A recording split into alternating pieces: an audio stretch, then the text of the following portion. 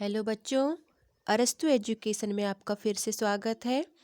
आज हम add grade अभ्यास पुस्तिका से कक्षा 8वीं के विषय सामाजिक विज्ञान के अध्याय 1 भारत में ब्रिटिश सत्ता की स्थापना और विस्तार के प्रश्नोत्तर हल करेंगे।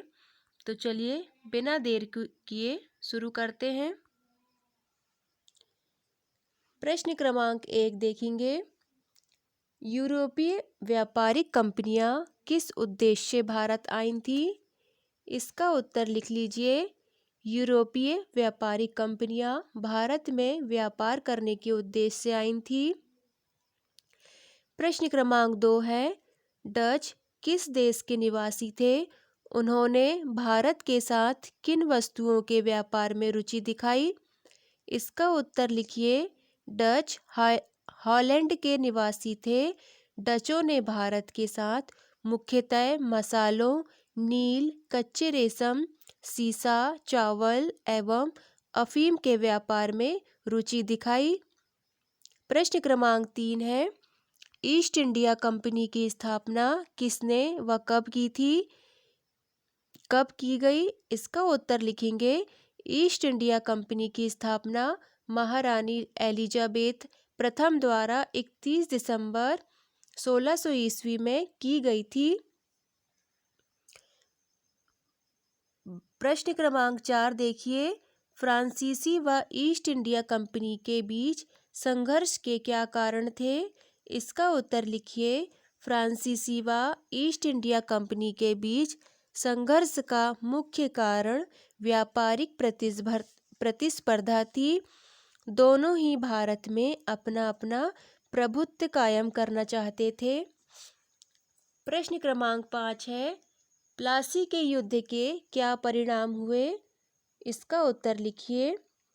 सन 1757 ईस्वी के प्लासी के युद्ध का सैनिक दृष्टि से कोई महत्व नहीं था, किंतु आर्थिक दृष्टि से था। बंगाल का नया नवाब मीरजाफर अंग्रेजों के हाथों की कठपुतली बनकर रह गया। बंगाल के राजनीतिक जीवन पर अंग्रेजों का ही अधिकार था, जिससे बंगाल में आर्थिक दृष्टि से प्लासी युद्ध के बाद बंगाल की लूट आरंभ हो गई। प्रश्न क्रमांक 6 देखिए। बक्सर का युद्ध कब व किसके बीच हुआ? तो इसका उत्तर लिखिए बच्चों। मीर कासिम शुजाउद्दौला एवं मुगल सम्राट शाह आलम तीनों की सेनाओं ने मिलकर 23 अक्टूबर 1764 में बक्सर नामक स्थान पर ईस्ट इंडिया कंपनी के साथ युद्ध किया। प्रश्न क्रमांक 7 देखिए बच्चों। इलाहाबाद की संधि की प्रमुख बातें लिखिए। इसका उत्तर लिखेंगे। अवध नवाब शुजाउद्दौला और अंग्रेजों के बीच अगस्त 1765 ईस्वी में इलाहाबाद की संधि हुई, जिसकी प्रमुख बातें थी। पहला, नवाब से 50 लाख युद्ध हर्जाना लेकर अंग्रेज उसे अवध लौटा देंगे। दूसरा, चुनार का दुर्ग अंग्रेजों को मिलेगा। प्रश्न क्रमांक 8 है, लॉर्ड डलहौजी द्वारा भारतीय राज्यों को ब्रिटिश शासन के अधीन करने हेतु अपनाई गई नीति का वर्णन कीजिए। इसका उत्तर लिखेंगे। लॉर्ड डलहौजी की नीति, पहला है विलय हड़प नीति, दूसरा है कुप्रशासन नीति, तीसरा युद्ध नीति। डलहौजी ने भारत के सभी प्रदेशों को अंग्रेजी अधिकार के अंतर्गत लाने का प्रयास किया। डलहौजी की तीनों नीतियों में सबसे महत्वपूर्ण नीति हड़प नीति ही थी, जिसे भारतीय राज्य को ब्रिटिश शासन के अधीन करने के लिए अपनाई गई। प्रश्न क्रमांक 9 देखिए। लॉर्ड वेलेजली की सहायक संधि की मुख्य शर्तें क्या थी? लिखिए। इसका उत्तर लिखिए।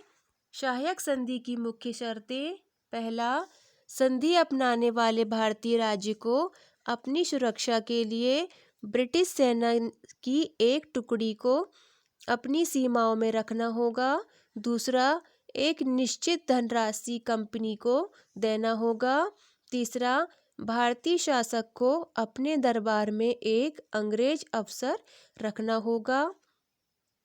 प्रश्न क्रमांक 10 है, किन कारणों से ब्रिटिश कंपनी को भारत में सत्ता स्थापित करने में सफलता प्राप्त हुई? इसका उत्तर लिखेंगे, निम्नलिखित कारणों से कंपनी ने भारत में सत्ता स्थापित की। पहला, भारत की राजनीतिक कमजोरियां। भारत की राजनीतिक कमजोरियों का लाभ अंग्रेजों ने खूब उठाया। दूसरा, कुशल नेतृत्व। अंग्रेजों के पास कुशल नेतृत्व था। तीसरा, सैन्य अनुशासन। इनका सैन्य अनुशासन अच्छा था। अंत में इतना कहा जा सकता है कि ब्रिटिश कंपनी को मिली सफलता उनकी अपनी योग्यता से नहीं वरन भारत की राजनीतिक कमजोरियों से थी। तो बच्चों, इस प्रकार हमारा अध्याय 1 समाप्त होता है। यदि आपको ये वीडियो पसंद आया तो आप इसे लाइक करें, अपने फ्रेंड्स के साथ शेयर करें और यदि आपने हमारा चैनल सब्सक्राइब नहीं किया है तो सब्सक्राइब कर लें ताकि हमारे आने वाली वीडियो का नोटिफिकेशन सबसे पहले आप तक पहुंच सके। वीडियो को पूरा देखने के लिए धन्यवाद।